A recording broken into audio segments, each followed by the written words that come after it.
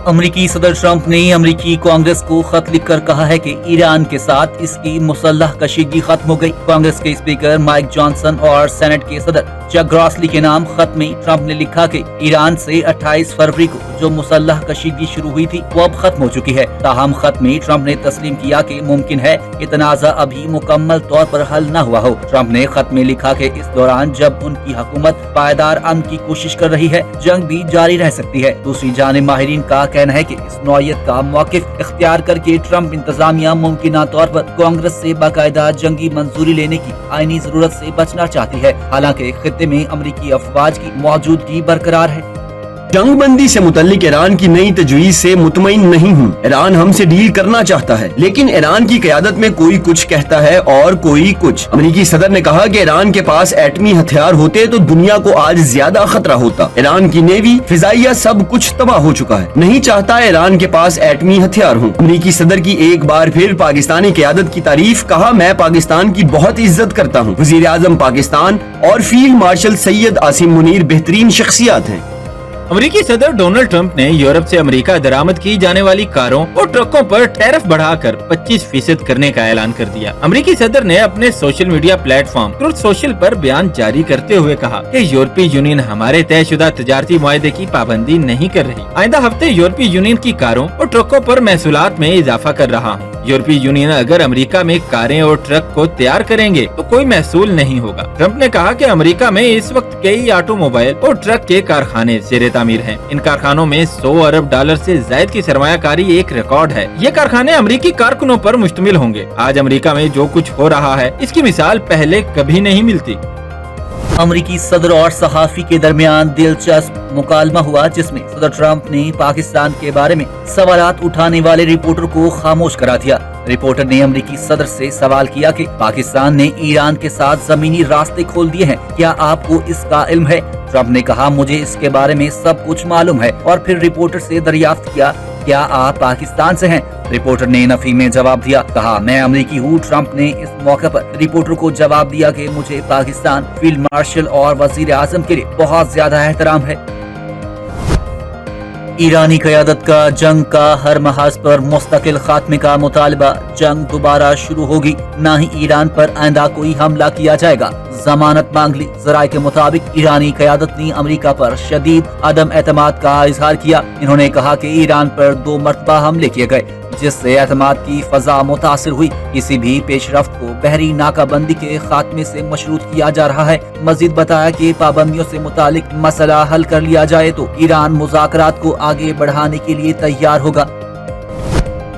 चीनी वज़ीर ख़ारजा वांग यी और अमरीकी वज़ीर ख़ारजा मार्को रूबियो के दरमियान टेलीफोनिक राब्ता हुआ। चीनी मीडिया के मुताबिक दौरान गुफ्तगू चीनी वज़ीर ख़ारजा ने कहा कि ताइवान का मसला चीन के बुनियादी मफाद का मामला है। अमेरिका को अपने वादों पर कायम रहना चाहिए और दुरुस्त इंतखाब करना चाहिए। वज़ीर ख़ारजा वांग यी का कहना था, चीन और अमेरिका के ताल्लुकात मजमूई तौर पर मुस्तहकम रहे हैं। ताउन को बढ़ाना और इख्तलाफात को दूर करना चाहिए।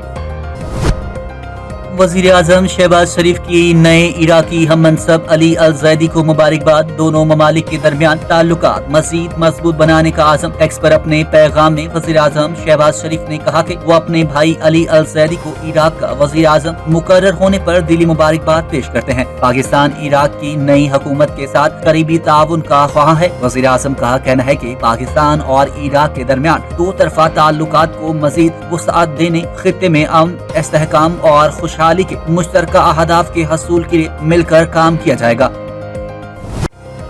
वज़ीर आज़म शहबाज शरीफ से chairman Pakistan virtual assets regulatory authority Bilal bin Saqib की मुलाकात। वज़ीर आज़म शहबाज शरीफ ने नौजवानों को जदीद टेक्नोलॉजी से लैस करने की हिदायत की। कहा, डिजिटल मईशत के फरोग के लिए रेगुलेटरी निज़ाम को जल्द अज जल्द मुकम्मल फ़ाल बनाया जाएगा। मसनूई ज़हानत और डिजिटल फाइनेंस के शोबों में खसूसी इक़दामात नागज़ीर हैं। मुल्क की अफरादी कुव्वत को मुस्तक़बिल के तकाज़ों से हम आहंग करना वक्त की अहम ज़रूरत है। बिलाल बिन साकिब ने कहा कि AI से अदायगी और रेगुलेटेड वर्चुअल असासों की खिदमात जैसे शोबों में जिद्दत लाई जा रही है। इस मुआशी तब्दीली के अगले मरहले के लिए कौमी इदारों, अफरादी कुव्वत और रेगुलेटरी फ्रेमवर्क की तैयारी पर काम जारी है।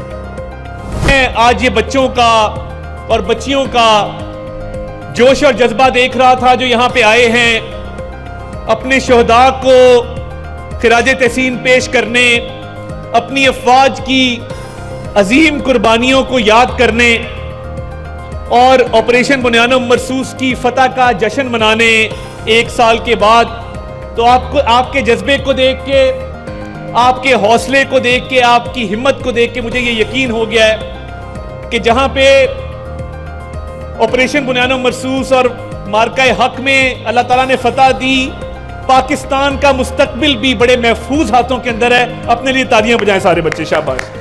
مارکہ حق میں پاکستان کو عظیم فتح ملی، جس کی بدولت پاکستان کا وقار بلند ہوا۔ وفاقی وزیر اطلاعات عطا تارڑ کا قومی ورثے کے زیر اہتمام تقریب سے خطاب، کہا مملکت خداداد پاکستان اللہ تعالیٰ کا انعام ہے۔ فیلڈ مارشل سید عاصم منیر کی جنگی حکمت عملی سے ملک کا دفاع یقینی بنایا گیا۔ آج ہم بنیان المرصوص کی عظیم فتح کا جشن منانے کے لیے جمع ہوئے ہیں۔ ہماری فضائیہ نے بھارت کے رافیل ڈھیر کیے، پاکستان کو جنگی اور سفارتی محاذ پر کامیابیاں ملی ہیں۔ عطا تارڑ نے کہا کہ پاکستان لازوال قربانیوں کا نتیجہ ہے۔ پاکستان ایک آزاد خود مختار ملک ہے، دشمن کو ہماری آزادی کھٹکتی ہے۔ پاکستانی قوم بہادر قوم ہے جو اپنی افواج کے پیچھے سیسا پلائی دیوار کی طرح کھڑی ہے۔